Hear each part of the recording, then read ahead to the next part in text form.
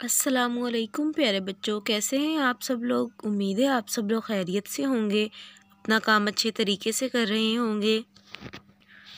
تو چلے ہم اپنا آگے کام شروع کرتے ہیں۔ کام شروع کرنے سے پہلے میرے ساتھ مل کے علم میں اضافے کی دعا پڑھیں۔ رب زدنی علما، اے میرے رب میرے علم میں اضافہ فرما۔ سبق ہے ہمارا یہ ہے میرا گھر، اور آج کا جو SLO ہے وہ ہے اپنی ذات، گھر، علاقے اور کاموں کے بارے میں بات کر سکیں۔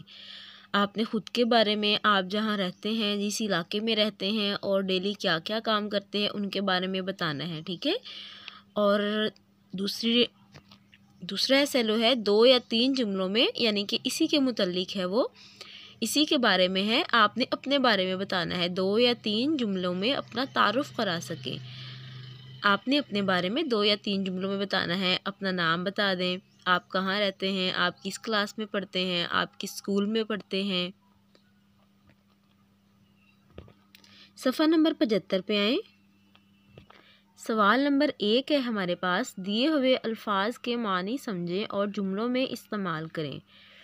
الفاظ معنی: صحن، آنگن، جانب، طرف، باورچی خانہ، کھانا پکانے کی جگہ، مل جل کر، اکٹھے ہو کر۔ یہ آپ نے یاد کر کے زبانی بھی لکھنے ہیں اور یہی ہمارا H ورک ہے۔ سبق کے مطابق درست اور غلط جواب کی نشاندہی رنگ بھر کر کریں۔ کمروں کے سامنے ہے، صحن یا باورچی خانہ؟ صحن۔ صحن میں درخت ہیں، آم اور امرود کے، آم اور کنو کے، آم اور امرود کے۔